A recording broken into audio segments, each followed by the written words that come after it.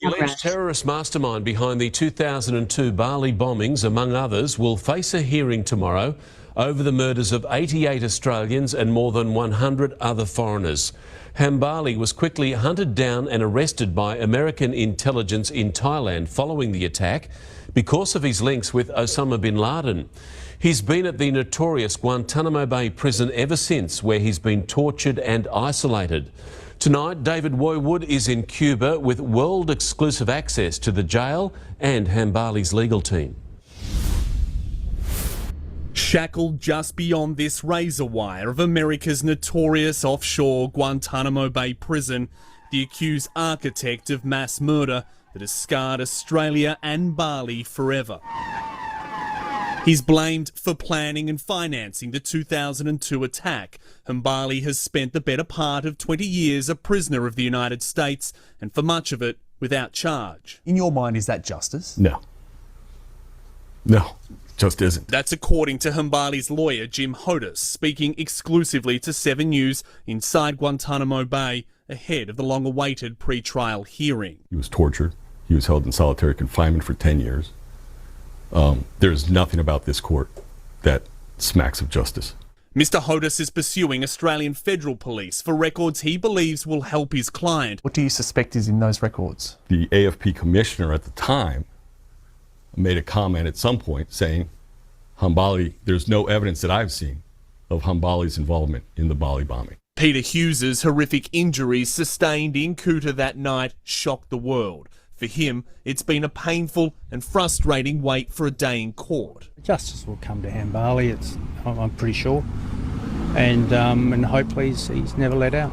When Hambali finally takes a seat inside this razor wire-bound courtroom here in Guantanamo Bay in just a few hours, it will be only the second time since his arrest 20 years ago that the 59-year-old has actually seen the inside of this specially built justice centre.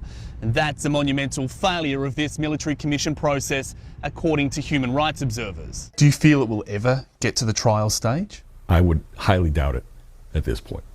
I don't think there are people in the United States government, I believe, who don't want to see these cases go to court. Why is that?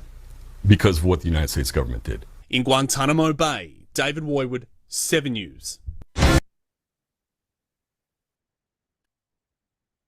According to an article by Al Jazeera, headlined, "Trial Looms for 17-year Guantanamo detainee in Indonesia attacks." Conditions at the Guantanamo Bay detention camp have been described to Al Jazeera as not great but not horrific by the lawyer of Indonesian detainee Ensep Nurjaman, whose alias is Hambali, also known as Riduan Isamuddin, who has been held in the facility operated by the United States 17 years. Hambali is due back in court on Monday on charges of masterminding a series of deadly attacks in Indonesia that killed American citizens and targeted U.S. interests, including 2002 Bali bombings, which killed over 200 people, and the JW Marriott hotel attack in 2003 in Jakarta, in which 11 people were killed. 2 Malaysians, Mohammed Nazir bin Lep and Mohammed Farik bin Amin, will be tried alongside Hambali before a military commission. In legal documents seen by Al Jazeera, the U.S. government alleges that Hambali murdered 211 persons, seriously injured at least 31 others, committed multiple other offenses under the law of war. Detainees held at Guantanamo Base, a U.S. naval base on the Caribbean island of Cuba, are deemed enemy combatants by U.S. authorities and tried in military courts that deny them the constitutional rights of those tried on U.S. soil. Even after more than 20 years of operations, little is known about the lives of the people held in Guantanamo. Members of the media are not allowed to speak to the detainees directly and must apply for special clearance to attend hearings held by the military commissions, in which only some of them are open to the public. Other than attending the hearings in person, media may only observe legal proceedings at Guantanamo via a secure video link at Fort Meade, which is a military installation in Maryland, which also requires clearance. Al Jazeera has been trying to interview Hambali for nearly a year, sending questions to his legal team about his life in the camp. The defense team, led by James Hodes, who also represents him for 3 years, has been trying to get him those questions. Hodes told Al Jazeera that many lawyers who represent detainees in prison at Guantanamo work for the Department of Defense, but many were also recruited from civilian life to work on these cases. Some are contractors who are paid by the government, but not employees of the government.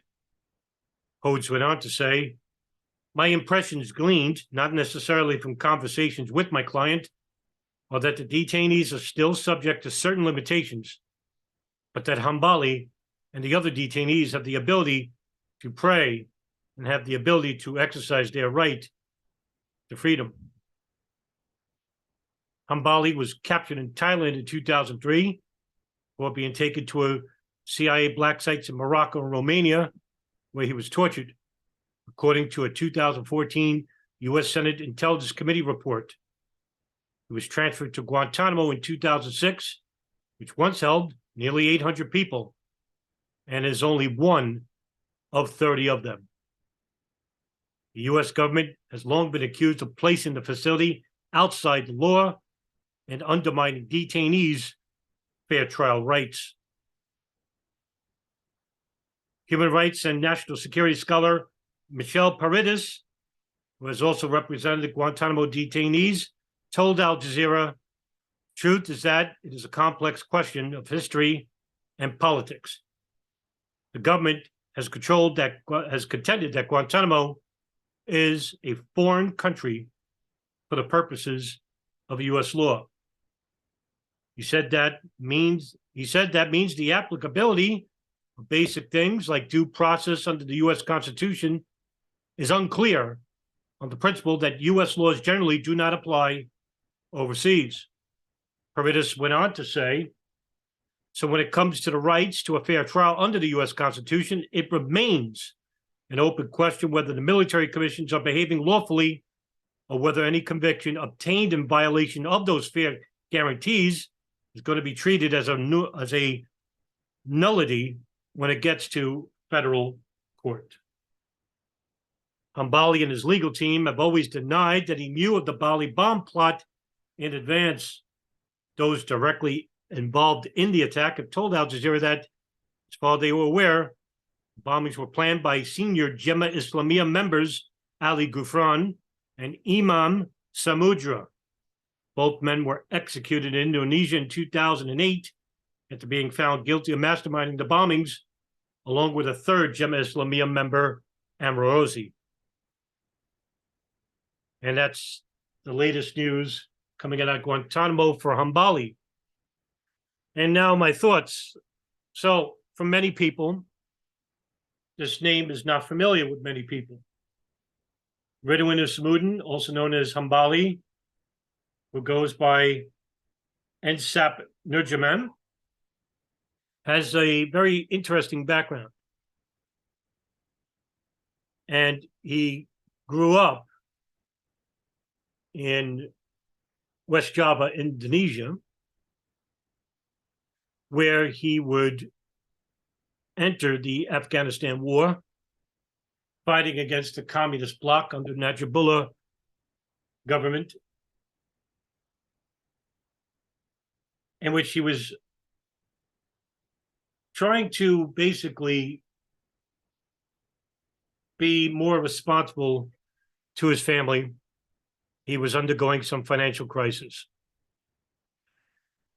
And by the year 2000, Hambali actually starts to recruit and become a player within the militant resurrection happening in Indonesia. He went underground, basically, and started a wave of church bombings in Indonesia, it's alleged. He had a hands-on technique when he met foot soldiers and came to them with detailed plans and all of a sudden plenty of cash. And with Hambali, it basically, before a bombing would take off, he would never be around. The spiritual leader of Jemaah Islamiyah has been Abu Bakr Bashir, who is a Indonesian Muslim cleric and the alleged leader of Jemaah Islamiyah, who was considered the antagonist for the 2002 Bali bombings, in which Amrozi and Imam Samudra went to his school years ago and received religious training. And basically, he was initially charged with being the mastermind of the Bali bombings. The name of the school is the Al Mukrim, which was in central Java, in which he co-founded the school in 1972 with Abdullah Zankar. And after his trial, he was found not guilty. He was found 15 years in prison for being a influence behind the Bali bombings. He was released, even though he denied his role in the bombings. But he knew Riduan Isamuddin, Hambali. And in the year 2000, Hambali actually attended the 2000 Al-Qaeda summit meeting in Kuala Lumpur, Malaysia. According to the CIA, who were being handed photographs of the meeting by Malaysian authorities, in which it went to the analyst at the Bin Laden issue station, Cody Malik station, and the counterterrorism station. Now, what was being said in the meetings was not picked up. And it's alleged that Hambali provided money and documents to the alleged 20th hijacker, Zacharias Moussaoui, who was also in the meeting, and also met with him in October of 2000.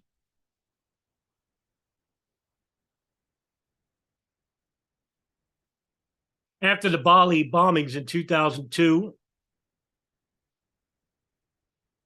Hambali became more known to the United States.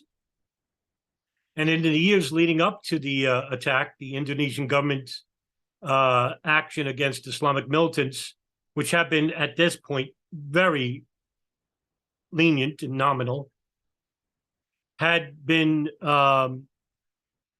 undertaken a renovation of sorts inward. And now with the United States acting as the lead country and military in charge against the war on terror, Indonesia stepped up their efforts. And following the attack, Abu Bakr Bashir was arrested, and Hambali, who used a series of safe houses throughout Southeast Asia,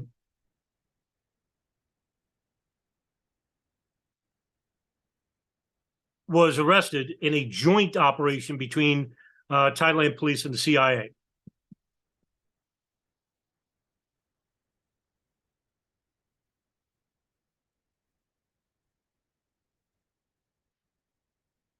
He was arrested in Bangkok. He was then transferred to numerous black sites. And by the way, according to a 2010 Associated Press report, by March of 2004, Hambali was in Rabat, Morocco, and he had been transferred to another CIA black site in Bucharest, Romania. And then, which was the first I ever heard, on September 6, 2006, President Bush actually confirmed to the public that Hambali was being held by the CIA and that he was transferred to Guantanamo Bay. Now, whether or not Hambali himself was involved at some level with the 2002 Bali bombings, we'll never really know. And the reason why is because he was tortured. let's just say he was involved. Let's say somehow that he funded the attacks for the bombs to be built, or that he helped Ahmed Rozi and Imam Samudra and others help build the bomb. Because he was tortured, and you'll say anything when you're being tortured, just to make the torture stop. Even if he was telling the truth, we now have to take that with a grain of salt. So in other words, we can't definitively say that this person is guilty or innocent. In fact, we can't make a decision at all. And this is a problem, because what I'm trying to impart to you is that we are left to our own desires, to our own beliefs. We could believe he's innocent. We could believe he's guilty. But will we really know? And because he was tortured, anything he said, even if it's true, cannot be used in a court of law.